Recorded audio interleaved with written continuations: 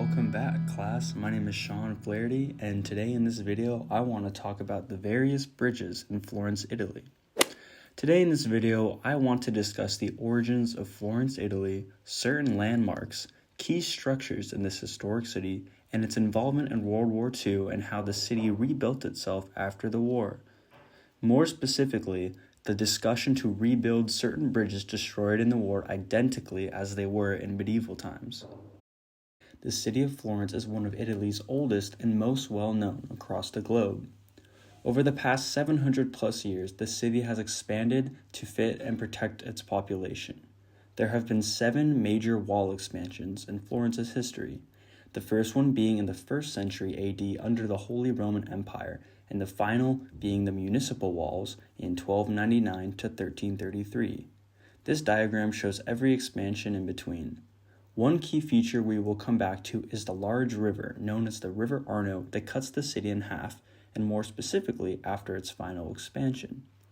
This final expansion is what we now know as the city of Florence. In these walls, many of the buildings and bridges are the ones we see today. Or are they?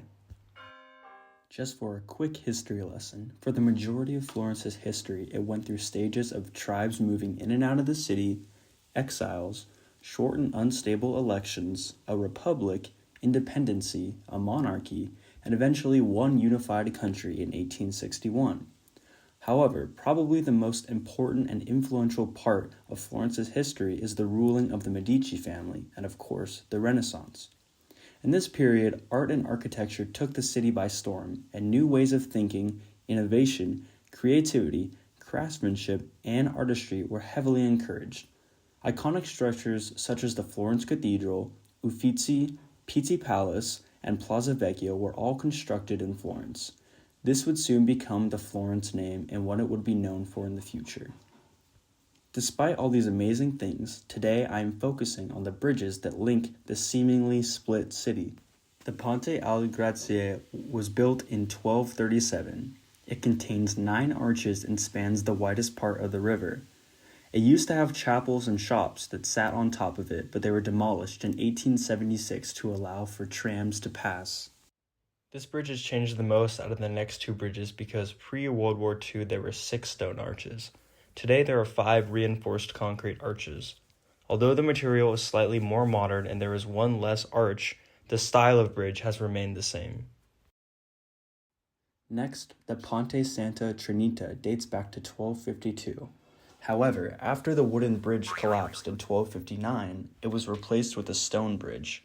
That bridge was swept away in the flood of 1333, but was reconstructed from 1346 to 1415. It was then again destroyed in 1557 by another flood. The bridge was then reconstructed to what we see today. The Ponte alla Carreria was built in 1218.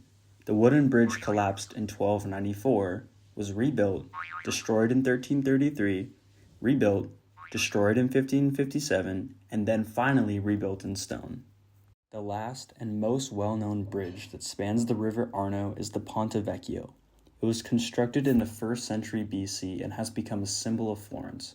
It is most well known for its 40-plus gold vendors, apartments, and elevated walkway that connects the Uffizi and Pitti Palace.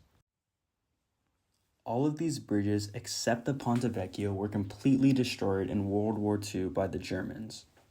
Now, as we have seen in every bridge, they started wooden, collapsed, and were rebuilt in stone. You might think that if they were destroyed again, they would build in the next best material, right? Well, no, and I'll explain why. However, first we need to understand why they were destroyed. In 1936, post-World War I, Germany and Italy would begin to form closer relations. On October 25, 1936, Germany and Italy signed the Treaty of Friendship in which they agreed to pursue common foreign policy, one Mussolini, who was the Italian fascist leader, would call the Rome-Berlin axis. In 1939, Germany attacked Poland. After, Britain and France declared war on Germany, and in 1940, Italy joined Germany as an Axis power in what we now know as World War II. Hitler, the leader of the Nazi Party, was an avid art lover, and when he visited Florence, Mussolini made sure to have all the pre- and post-Renaissance art on display. Florence hosted a massive parade for Hitler. He was the ultimate tourist. His visit was well documented, and there was no doubt he was amazed by Florence's rich history. However, the Italian and German alliance ended in 1943 when the Allied powers invaded Sicily. The Italians surrendered to the Allies. Mussolini was imprisoned, but then shortly was rescued by the Germans. At this point, Italy was now occupied by Allied powers.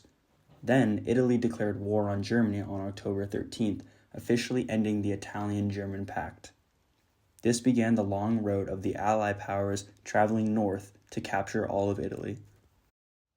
The Allies worked their way up from southern Italy, capturing key cities from the Nazis. Eventually, they reached Florence in August 1944. On the night of August 3rd, the Germans made a strategic move in hopes to slow the Allied army. It would soon be known as the Night of the Bridges.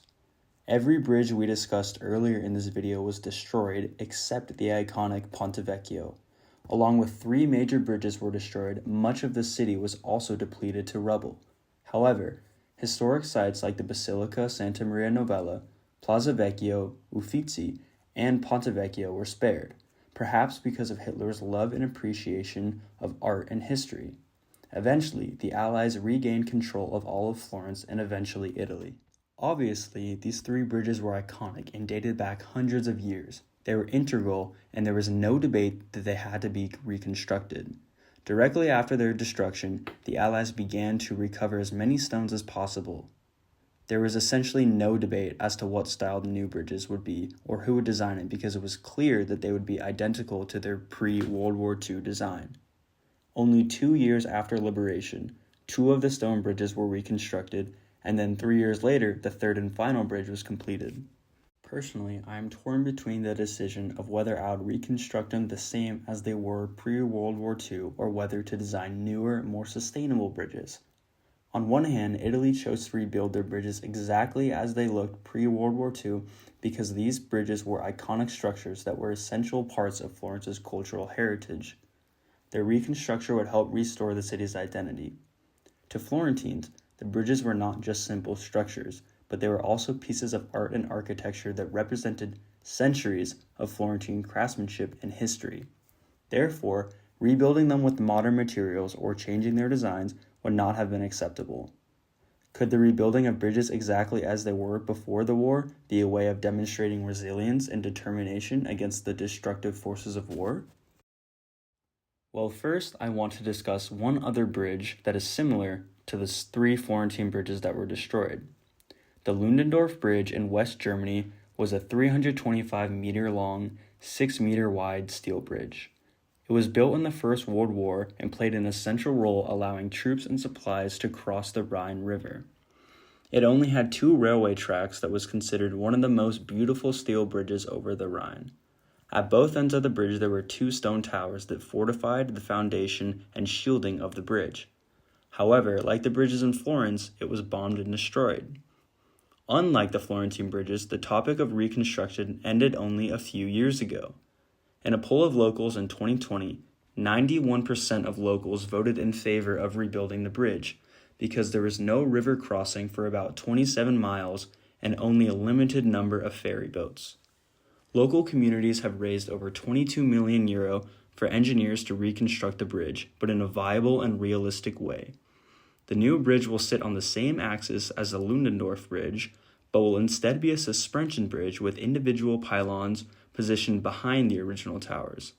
This renovation would reconstruct the historic towers on each end into museums, but have a sleek modern bridge consisting of new stairs, ramps, elevators, and be usable via bike and car. Personally, I really like this mix of keeping and restoring the slightly damaged portions, but modernizing the bridge itself, which would have a practical use. The plan has also received significant public backing. An online survey carried out by the Koblenz University of Applied Sciences found that over 90% of respondents were in favor of the bridge, expecting it would have a positive effect on the surrounding cities, tourism industry, the economy and job market, the attractiveness of the area and place people live. They were also in favor of the preservation of the historic bridgeheads. In this case, the residents didn't care about keeping the bridge true to its original design, but opted for something sustainable, functional, cost-effective, and attractive. The difference between this bridge and the bridges in Florence is their history. The bridges in Florence were over 500 years old, so it makes sense that the city of Florence would reconstruct them as they were pre-World War II. This dates back to the city walls we discussed earlier in this video. The majority of the structures in the final wall expansion of Florence were built in the 1850s, and the closer you get to the city center, the older they get, around 500 to 800 years old. The Renaissance era defines Florence and makes it unique among all cities across the globe. Therefore, by reconstructing everything exactly as it was in the 1500s, the city can offer tourists the ability to step back in time and experience medieval Florence. The city today reminds me of Disneyland, in the sense that what you see isn't actually authentic, but is designed to look authentic.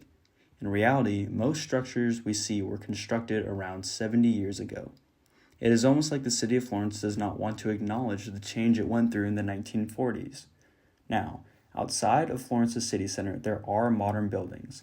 Therefore, it makes sense for Florence to preserve this small Roman Renaissance town that has been thriving for over 2 centuries.